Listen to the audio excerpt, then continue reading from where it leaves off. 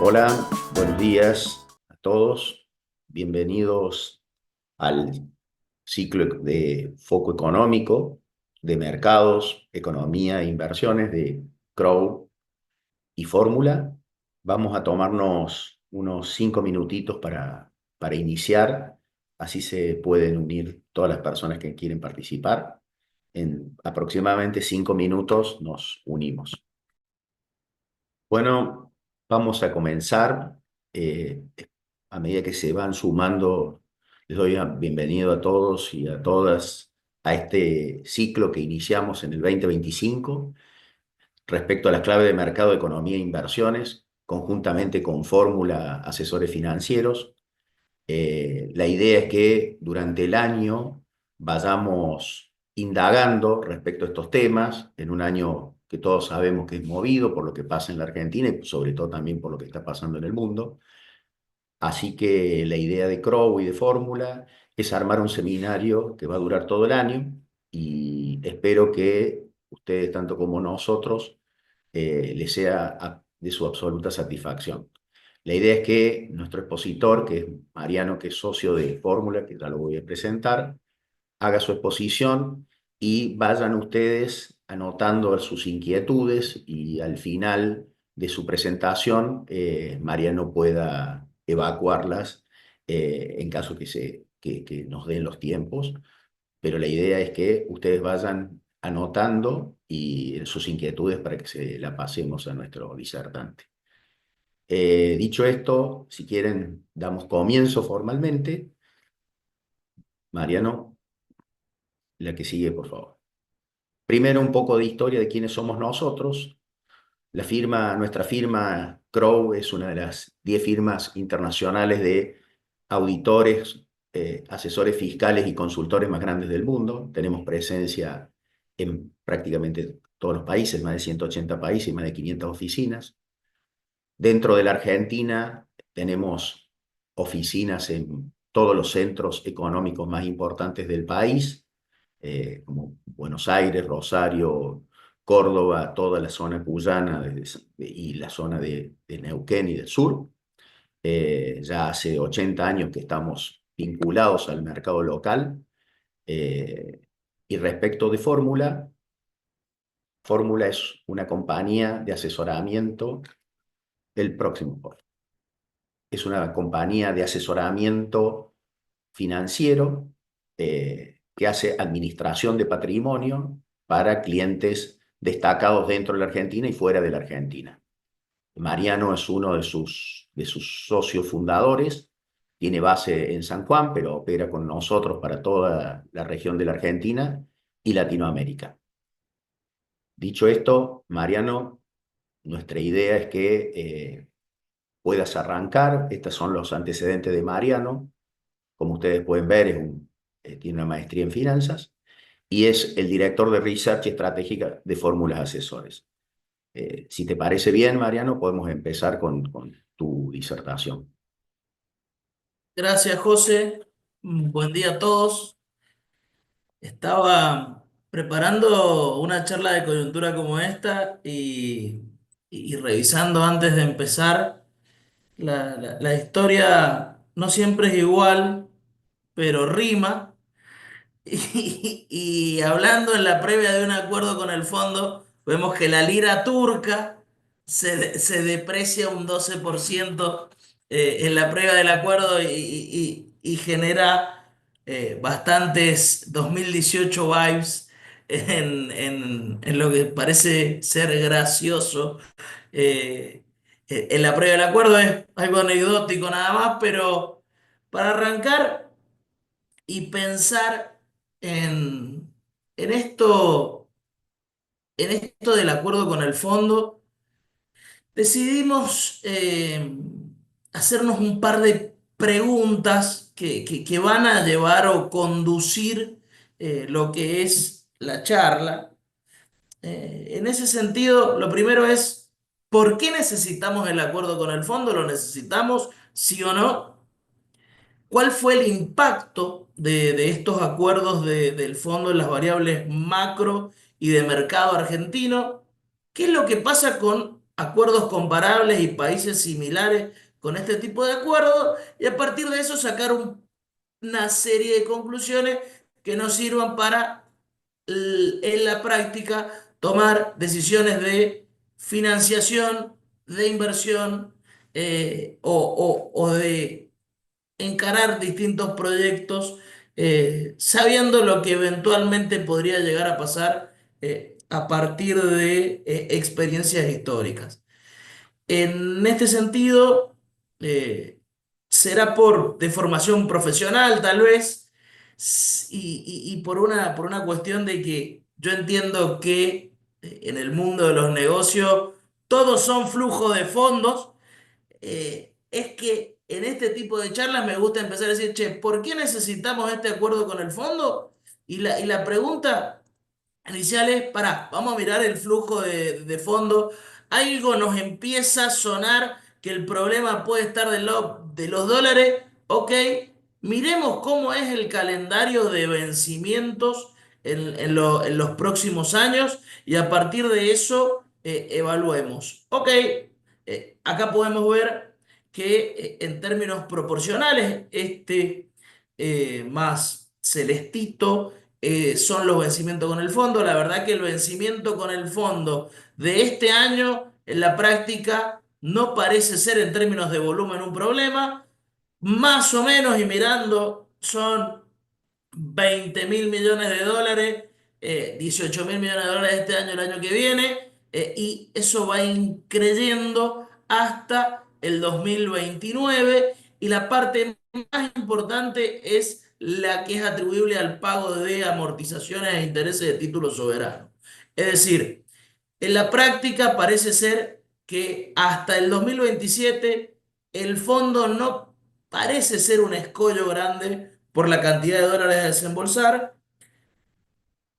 por lo cual nos preguntamos, che, es es un tema por la refinanciación de los intereses nada más del fondo de este año y del año que viene, o tiene que ver con otra cosa. Esa es la pregunta que se dispara a partir de analizar este flujo de vencimiento. Si bien, y ustedes me preguntan a mí, con la matriz que tenemos hoy, sin lo que eventualmente puede llegar a venir o sacando de lado con lo que puede llegar a venir con exportaciones del sector energético, con lo actual me parece inviable pagarle al fondo en términos de amortización 7.000 millones de dólares del 28 hasta el 32 porque básicamente no te dan los números, no te da el flujo de fondo, así que eventualmente parece razonable ir a buscar una suerte de refinanciación a través de los programas del fondo. Entonces, punto uno, che, no pesaba tanto la deuda con el fondo este año en términos de desembolso. Sigamos indagando y miremos un poquito más la película y como venimos olfateando, parecería ser que el problema viene del lado de los dólares. Y en ese sentido, si uno se pone a analizar en la práctica, dice, ok, tenemos reservas brutas en torno hoy a 27.000 millones de dólares, pero tenemos reservas netas que siguen siendo negativas. Es decir, si partimos de donde las toma el gobierno de la Libertad Avanza, que es aprox 11.000 millones de dólares negativo, eh, podemos ver que para este año en la práctica estamos cerca de 8.000 millones de dólares negativos. A ver, no pudimos resolverlo, pero ¿cómo hicimos para sobrevivir en este paso con reservas netas negativas durante estos, te diría, 15 16 meses de gobierno? Y en la práctica lo que uno puede ver es que hubo diferentes etapas de donde pudo tomar dólares para ir tapando los diferentes incendios, los diferentes vencimientos de deuda y para ir, por otro lado, administrando el régimen cambiario que tenemos hasta el momento, que es un régimen cambiario de crawling peg, es decir, una devaluación planificada mensual, la cual se ha cumplido a rajatabla hasta el día de la fecha. Ahora, ¿cómo fueron esas etapas? Y la primera etapa es, a partir de diciembre de 2023, existió una fuerte devaluación, en parte parecería ser que es un reconocimiento de un atraso en el tipo de cambio oficial, en parte hay un poquitito de exceso, lo que eventualmente me permitió tener flujo de divisas importantes, es decir, che, con un dólar competitivo me entran dólares, me entraron bastante dólares, y como podemos ver, sobre todo en esta primera etapa, la pendiente positiva fue muy fuerte, es decir, che, con un dólar muy competitivo, hasta mayo del año pasado se compraban dólares en bastante cantidad. ¿Qué empezó a pasar después de eso? Eso empezó eventualmente a frenar, es decir, la fuente que era de dólares en esta etapa, que era básicamente che, me entran muchos dólares, compro muchos dólares, no gasto esos dólares tampoco. ¿Por qué no los gasto? Porque si recordamos, pateábamos las importaciones. Es decir, che, tengo mucho ingreso de dólares y pateo las importaciones para adelante. A partir de la mitad del año pasado se regularizó esa situación. Entonces, che, me entran menos dólares, puedo comprar menos dólares y encima estoy pagando las importaciones. A ver, encima no, es lo que debería corresponder siempre, pero para el esquema y para la situación donde inició el gobierno, parece lógico que siguieran pateando las importaciones. Ahora, decimos, che, a partir de mitad del año me entran menos dólares porque soy menos competitivo en términos de tipo de cambio. Y segundo punto, empecé a normalizar la situación del pago de las importaciones o a regularizarlo un poco, por lo menos en la pyme, fui acortando los plazos, fui mejorando ese tipo de condiciones y liberalizando eventualmente un poco esa circunstancia. Entonces, en ese punto podemos ver que se acumulaban reservas netas, pero en la práctica, cuando empezamos a pagar, acá se frenó. Se frenó y si recuerdan, a mitad del año pasado tuvimos otra corrida, la brecha se fue en torno al 60% y surgió una nueva fase que mencionaron respecto de economía, que surge a partir del blanqueo. Es decir, arranca el blanqueo, y si nosotros miramos la correlación entre la compra de dólares y eventualmente los préstamos de dólares que fueron surgiendo para colocar esos dólares del blanqueo, es casi perfecta esa correlación. Es decir, gran parte del financiamiento de esta segunda etapa tiene que ver con el blanqueo. Es decir, acá están los depósitos de los privados en dólares. La verdad que fue muy grande esa situación, fue bastante sorprendente. No sé, creo que solo los argentinos somos capaces de inyectar en el sistema 15, 20 mil millones de dólares en un ratito que teníamos guardado en el colchón. En ese sentido, ¿cómo funciona esta dinámica? Che, en esta segunda etapa, primero me sirvió con una generación genuina por parte de exportaciones y patear las importaciones. En esta etapa voy a recibir dólares de blanqueo. Esos dólares buscaban colocarse o buscar algún rendimiento a partir de la normativa y a partir de los deseos de el inversor que eventualmente no pagó impuestos o sí, pero buscaba un rendimiento sobre esos dólares. Se los prestó a los bancos, se los prestó a empresas y esos dólares, ya sea por algún plazo fijo, alguna obligación negociable o algún instrumento, el tomador de esos dólares en Argentina lo que hace eventualmente para poder utilizarlos es liquidarlos y en esa liquidación está del otro lado el Banco Central y el Banco Central toma esos dólares.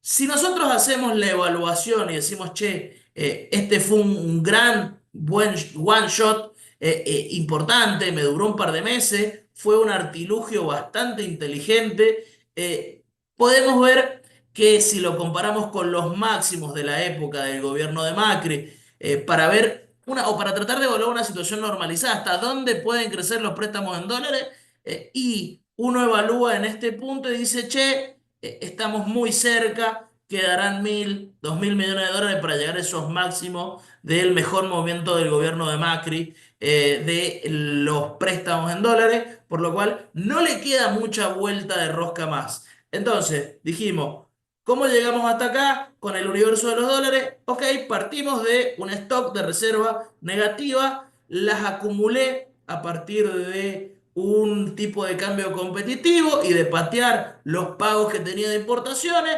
Cuando se me empezó a trabar la rueda en ese aspecto, llegamos a un artilugio bastante hábil como es el blanqueo y llevar adelante o fomentar los préstamos en dólares de las instituciones bancarias, por ahora a instituciones que generan dólares, por lo cual no parece preocupar al sistema por el momento. Entonces, en ese sentido, che, estas dos etapas estamos. ¿Qué pasa ahora? ¿Cómo empezamos o por qué empieza a crujir el sistema? Y empieza a crujir el sistema porque, por un lado, se discute si está atrasado o no el tipo de cambio. Por otro lado, tenemos vencimientos que pagar a mitad de año. Y por otro, es un año de elecciones. El gobierno o el oficialismo siempre va a buscar, sea este, el anterior, el anterior, del anterior, el anterior, cualquiera, de buscar estabilidad.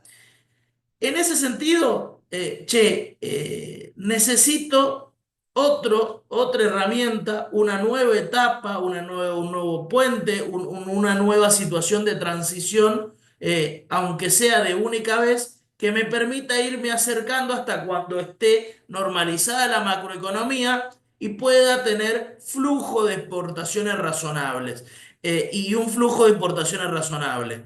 Por lo cual, en ese sentido, decimos, che, a ver, por la vía genuina, que es básicamente el comercio internacional, y mira, en lo que es la balanza comercial, con un tipo de cambio como el que tengo, la verdad que empiezo a tener muy reñida la pelea. Che, la balanza de pagos de servicio y la tengo deficitaria. Al final termino gastando más dólares de los que tengo. Ok, eso me viene pasando hace un par de meses. Uno de los principales, uno de los principales rubros que genera este déficit es el turismo. Eh, Hay otros servicios que también, pero a este nivel de tipo de cambio era bastante útil. Y entonces en eso decimos, ok, yo estoy esperando para este año el RIGI. La verdad que si uno se pone a evaluar y conversa con actores que tengan que ver con esta situación, si bien los beneficios fiscales y eventualmente cambiarios que les propone ese régimen le parecen bastante útiles, creo yo que hay dos aspectos que son clave. Número uno, el factor político. Ok, esta situación viene funcionando así con un gobierno de este color. No sé qué va a pasar en las elecciones. Veamos. Recordemos que tenemos 2 años desde la ley para entrar en el régimen del RIGI, es decir, si eso fue, si no me equivoco, octubre del año pasado, habrá sido que entró en vigor. Eh, Tenemos hasta octubre del año que viene. Por lo cual, ok, especulemos con las elecciones. Por otro lado, decimos, che, también si tengo que venir a colocar dólares para proyectos de infraestructura, o de hacer una fábrica, o de armar algo y enterrar dólares en Argentina, la verdad que me gustaría que sea un tipo de cambio un poquitito más adecuado. Entonces, volvemos a la estrategia, che, primera etapa genuina, segunda etapa con el blanqueo de los préstamos, tercera etapa rigi, parecería que no. Entonces, ok, tengo que salir a buscar la contraparte.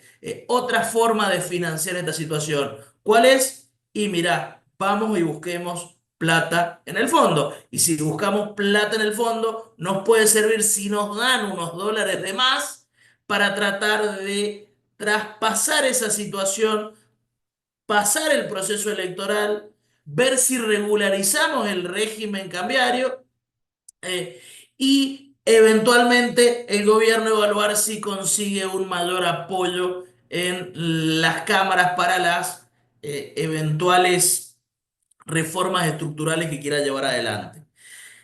En ese sentido, decimos, ok, la mano viene por ahí, necesitamos ir al fondo.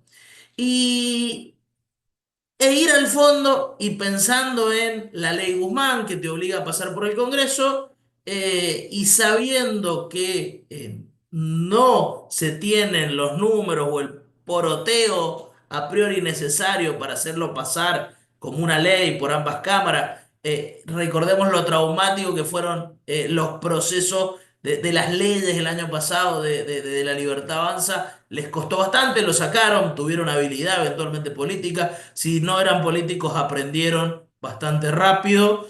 Eh, Decidieron pasarlo por decreto, dado que con la aprobación de una de las cámaras eh, ya puede ir a negociar contra el Fondo Monetario Internacional. A ver, sonó subconsciente, con el fondo, no contra el fondo. Y dentro de los considerando, habla de 5 objetivos. Número 1, aumentar las reservas internacionales. Número 2, buscar reducir el riesgo país. Número 3, buscar salir del cepo. Número 4, disminuir la inflación. Y número 5, acomodar vencimientos. En ese sentido, vamos a tratar de testear con los análisis que hemos hecho estos 5 objetivos, a ver cómo se dieron en otros acuerdos que tuvo el país y algunos de estos objetivos en acuerdos similares con países comparables. En ese sentido, no hay mucha información sobre el monto. Si nos ponemos a hacer un par de números, decimos, ok, el fondo te va a dar para los vencimientos que eventualmente yo tenga, y volvamos al calendario de vencimientos de capital, donde estamos acá, a los vencimientos que yo tenga los próximos 4 años y decimos 12, 13, 17, 18, algo parecido a unos 20, 25 mil millones de dólares. Podría ser un número que uno estima, porque cuando en esta operación de que te prestan para que vos les pagues, en la práctica no te pagan los intereses, los tenés que tratar de fabricar vos. Te dan algunos dólares de más o te adelantan algunos dólares de más respecto de la situación. Veremos cómo avanza la letra fina del acuerdo. El tipo de acuerdo es un facilidades extendida con 4 años de gracia y un vencimiento o amortización total a 10 años. Se terminan amortizando en cuotas semestrales a partir del año número 5.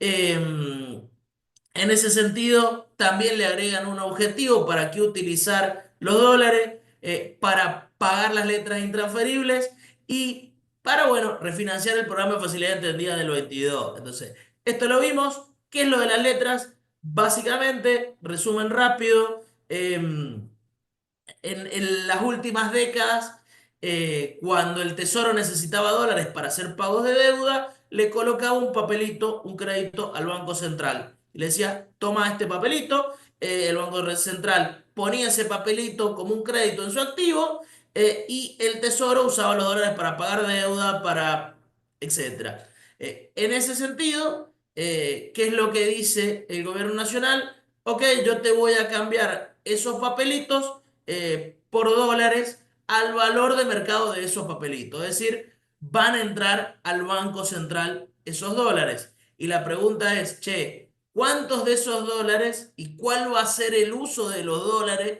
que entren por ese motivo que eventualmente van a ser distintos del programa de facilidad extendida? Bien, es decir, los dólares del programa de facilidad extendida los recibe el Tesoro para pagarlos del Tesoro. Y la otra pregunta es, ¿cuándo me van a pagar cada uno de los vencimientos. ¿Cuánto me van a dar? No es lo mismo que me den los 20.000 millones de dólares hoy, que me vayan dando, me digan este año, ok, te doy 3.000 millones de dólares este año, si total este año tenés que pagar intereses nada más, el año que viene vemos, que te den todo junto o te lo den en distintas cuotas. Es decir, es una pregunta a responder, es algo que no se sabe por ahora, solo podemos tener especulaciones. Dicho eso y armada la película y sabiendo, che, ¿es necesario un acuerdo con el fondo? Parecería que sí es necesario, por lo menos para el objetivo de financiar el programa de facilidades extendidas. Ahora, evaluando eso, este programa del fondo, ¿qué quiere decir? Che, este programa del fondo tiene origen en el programa 2018. El programa 2022 tiene origen en el programa de 2018, es decir, el programa de 2025 tiene origen en el programa de dinero fresco de 2018. Y en ese sentido, ¿qué hicimos? Ok, vamos a evaluar estos objetivos que tiene el decreto y eventualmente enuncia el gobierno a partir del historial de los acuerdos de Argentina con el fondo. Y después lo vamos a hacer con países comparables. Ahora, Argentina con el fondo tuvo 23 acuerdos a lo largo de su historia. El primero fue en 1958, el último fue en 2022. Los últimos acuerdos son los que tendrían un peso superior en términos relativos del dinero con respecto al PBI desde el momento. Por lo cual, hay ciertos puntos a evaluar o tienen cierta relevancia superior estos acuerdos con respecto a los anteriores que parecería ser que fueron eh, para situaciones puntuales o emergencia de liquidez. Los acuerdos que hicimos con el fondo son de dos tipos, de facilidades extendidas y stand-by. Los de facilidades extendidas son acuerdos de un plazo largo, son acuerdos de 10 años, tienen más condicionalidades y piden reformas estructurales. En cambio, los acuerdos de stand-by en general tienen menos condicionalidades, son acuerdos en los cuales el plazo es mucho más corto, entre 2 y 3 años, y no hay tantas solicitudes de reformas estructurales. Es decir, che, si vamos a hacer un acuerdo de esto, eventualmente vamos a tener que negociar con el fondo, nos van a pedir condiciones por parte del fondo. Dicho eso, pensemos y evaluemos. Ok, vamos a pensar de estos acuerdos y evaluando caso por caso qué es lo que pasó o cómo influyó en una variable de la economía y sobre todo las propuestas previamente. En ese sentido, tenemos PBI. ¿Cómo influyó en el PBI? De los 23 acuerdos, 12 de dichos acuerdos, el PBI, el año del acuerdo y el año posterior, aumentó. Es decir, fue positivo para el PBI el acuerdo con el fondo. Número dos, inflación. ¿Generó una baja o una suba de la inflación? En la práctica, si bien uno en este análisis puede decir, che, Mariano, no estás teniendo en cuenta el contexto internacional, no estás teniendo en cuenta el punto de partida de cada acuerdo, no estás teniendo en cuenta algunos factores puntuales, sí, es verdad. Esto es a calzón quitado, mirar solo el acuerdo y decir, ok, ceteris paribus todo lo demás, ¿qué pasó con el acuerdo? Para tratar de darle una dimensión, porque si uno piensa también, che, en 2018 tuviste crisis internacional y sequía, en 2022 también, entonces empezamos a hacerle perder el foco. Eh, pero pensando y decimos, che, 12 de 23 acuerdos, en 12 de 23 acuerdos, el año posterior y el año del acuerdo tuvo más inflación que el año previo. ¿Qué pasó con el dólar oficial? Con el dólar oficial, este es interesante. En 15 acuerdos, es decir, en el 65% de las veces que hicimos un acuerdo con el fondo, existió una devaluación importante en el año del acuerdo y en el año posterior al acuerdo. El dólar informal también tuvo subas importantes el año posterior al acuerdo y el año del acuerdo. Pero un dato importante es que en la mayoría de los casos, en el 57% de los casos, bajó la brecha. Entonces decimos, che, aumentó el tipo de cambio oficial y proporcionalmente, si vemos la mediana de las devaluaciones, es decir, un 60% de devaluación promedio del oficial y en realidad la mediana de los acuerdos del 63 y la mediana del informal es el 29, parecería ser que la brecha cambiaria baja porque se cambia el esquema cambiario o eventualmente se unifica. En muchos de los casos se iba a cero en el segundo año posterior al acuerdo. Es decir, a las claras en estos acuerdos a lo largo de la historia nos han pedido que unifiquemos el sistema cambiario. No es nada nuevo lo que les estoy diciendo, pero sí es una cuestión empírica de decir, ok, la verdad que si uno escucha declaraciones de el oficialismo hoy en día y dice, no va a haber devaluación, no se van a tocar no sé, no va a haber una modificación en el régimen cambiario que afecte la dinámica de los negocios. Y la verdad que, che, sí ha pasado en la historia, se ve, pero es en el menos de los casos. ¿Ok? Y si yo tengo que hacer el juego de probabilidades, eventualmente en la mayoría de los casos, es decir, en el 65% de las veces, hubo devaluación y también en casi el 60% de las veces se achicó la brecha. ¿Y por qué se achicó? Y básicamente se achicó por abajo, se achicó porque subió el tipo de cambio oficial. Cosa importante para el fondo, che, siempre mejoró el resultado primario. En el 60% de las veces mejoró el resultado primario, eh, salvo te diría en el gobierno, en el último gobierno, el de Alberto Fernández, se mejoró bastante el resultado primario post acuerdos. Las reservas internacionales en el 60% de los casos aumentó de estos 23 acuerdos.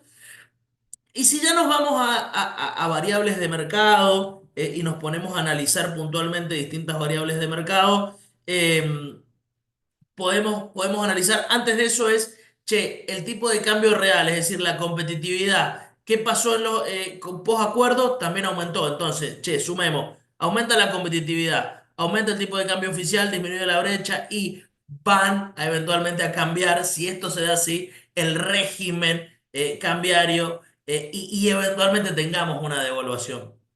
Eh, Dicho eso, si proyectamos a partir de la historia, también podemos ver que otro de los eventos en donde suele decirse, sobre todo en el Congreso, che, vamos a buscar el acuerdo con el Fondo Monetario Internacional para bajar el riesgo país, en la práctica y en el análisis desde que existe el riesgo país como herramienta, es decir, en 6 acuerdos, en el 83%, 5 de los 6 acuerdos analizados en el riesgo país, tuvo un aumento del riesgo país en el año posterior al acuerdo. Es decir, no es un objetivo que eventualmente se ha cumplido post acuerdos con el Fondo Monetario Internacional.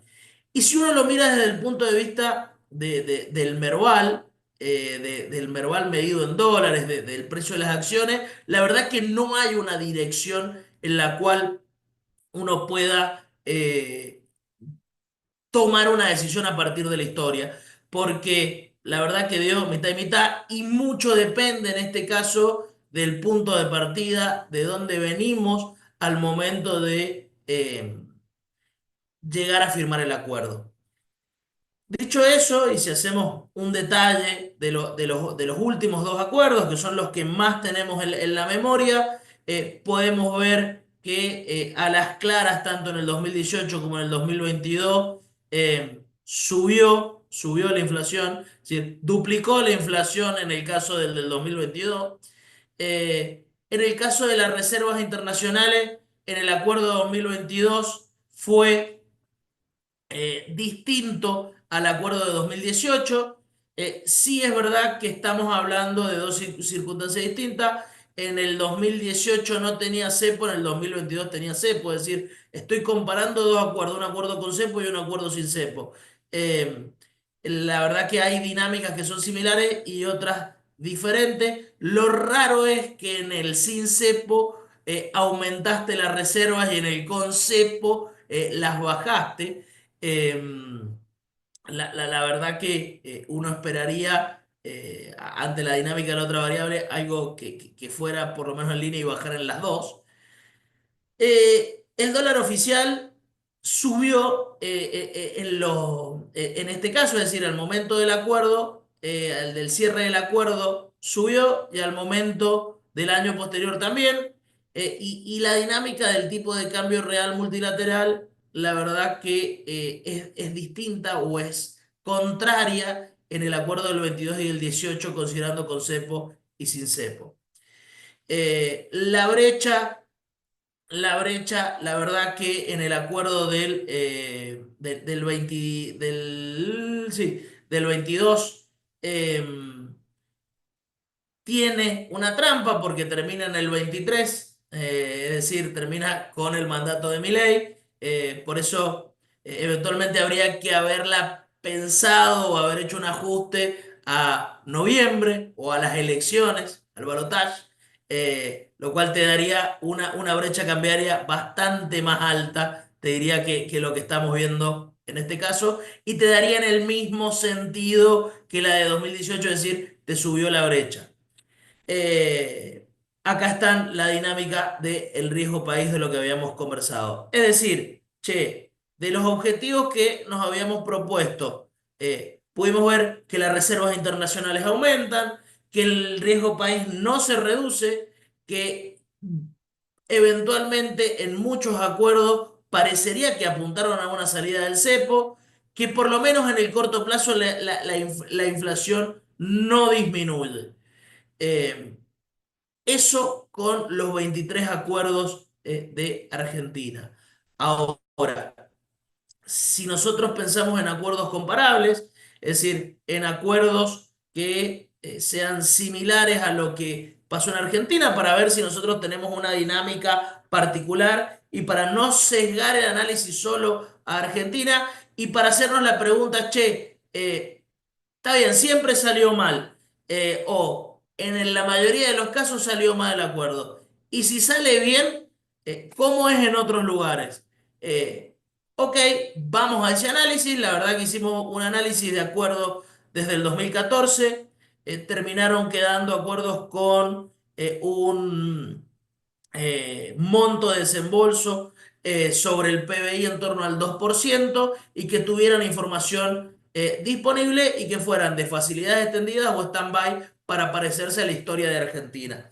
En ese sentido, llegamos a un número de 18 acuerdos entre los que encontramos países de todos los continentes con distintos montos y distintas problemáticas. En ese sentido, si uno evalúa o hace el mismo análisis y ve los casos, eh, en coincidencia con eh, lo que sucede con los acuerdos en Argentina, la inflación suele aumentar, pero en disidencia con lo que sucede en Argentina, el tipo de cambio suele disminuir, es decir, suelen apreciarse las monedas, suele ser una buena herramienta. Sí tiene impactos con el PBI, me imagino que eso tiene mucha relación con la parte fiscal que eventualmente te exige corregir el fondo. Sí hay un marcado sendero de que para el mercado financiero y para el equity en particular, tiene una situación de suba esta situación.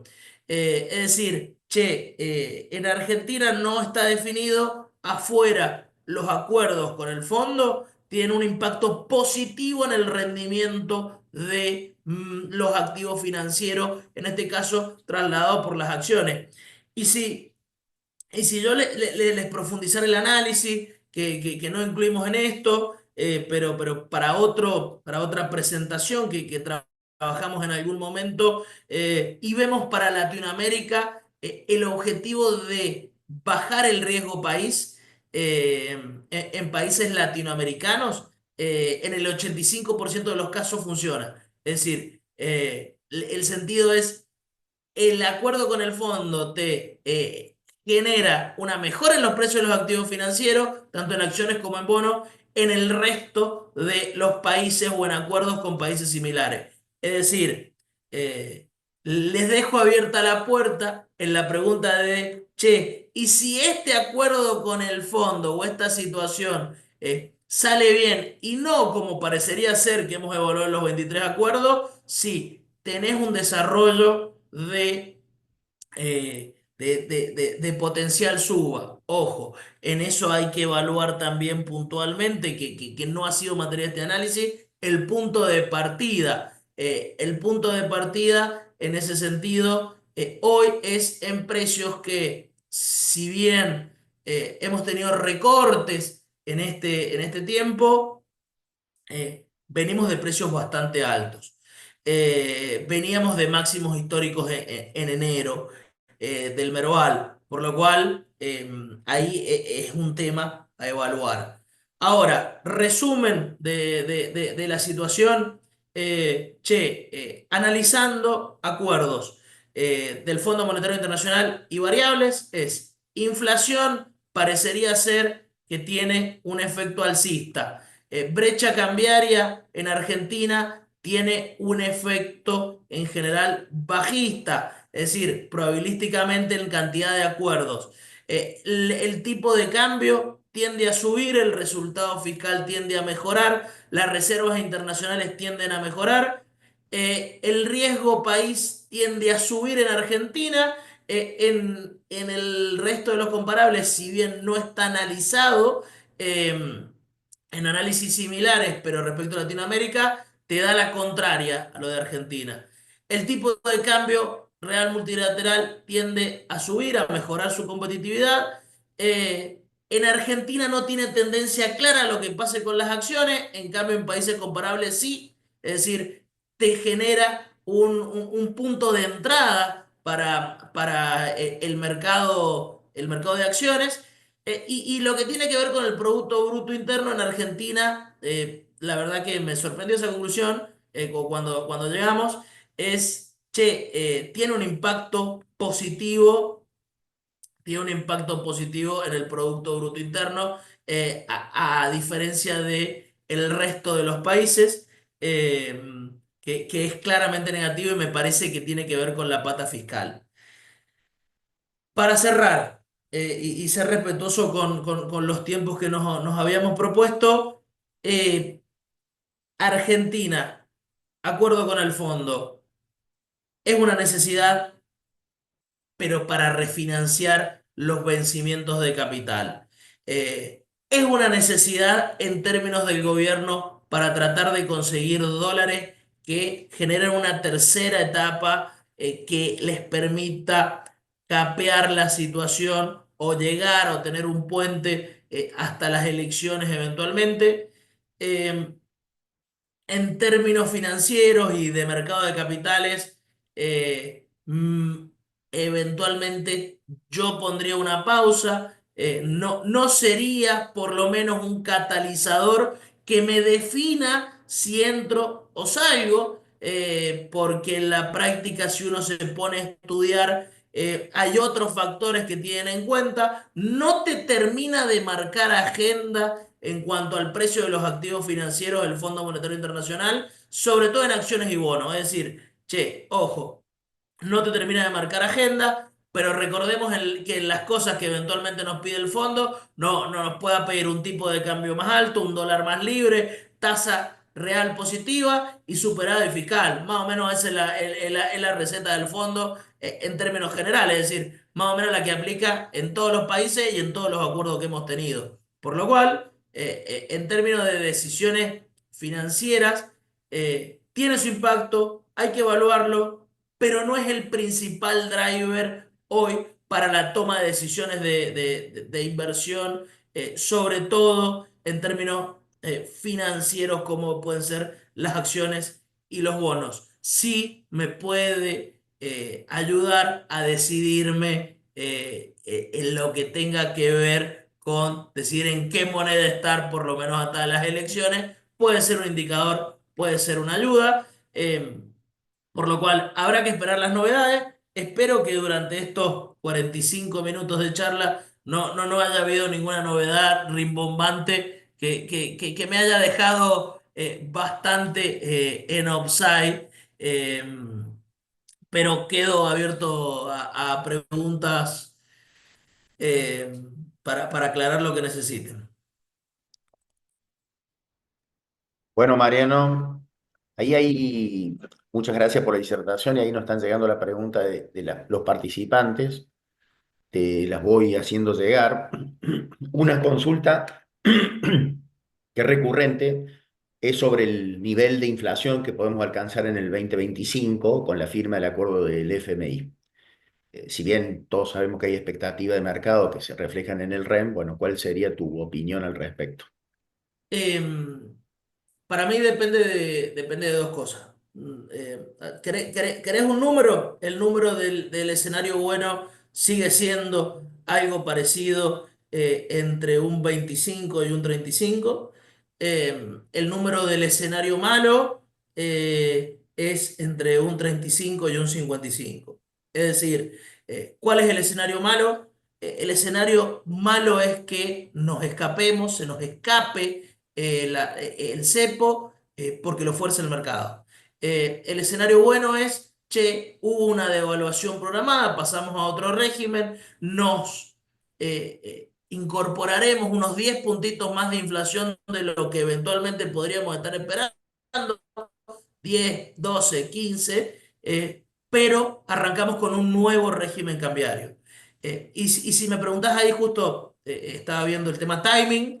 El tema timing para mí sigue siendo, che, esto es después de las elecciones. No quiero esos 10, 15 puntos del escenario bueno cargados a la inflación extra a partir de ahora. Lo quiero después de las elecciones. Tener 2 o 3 meses para que se reacomoden los precios relativos de nuevo. Pero no los quiero antes, ¿por qué? Porque es mi bandera de campaña.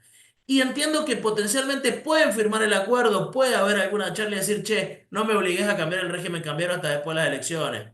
Aguantémoslo, le pongamos, le inventemos un plazo para la revisión de enero 2026, dibujémoslo de alguna manera, o por lo menos eso trataría de encarar yo en términos de timing. Che, firmemos, busquémosle la vuelta, y también me parece que como va a ir por ese lado, no creo que si hay fondos frescos, o me parecería a mí, si yo tuviera que negociar del lado del fondo, en ese caso, ok, yo te concedo esto, pero ojo, eh, no te voy a de dar demasiado fondo fresco para este año. Te ayudo más o menos a que le encaminé. Te puedo soltar más fondo fresco después que ve el resultado de las elecciones.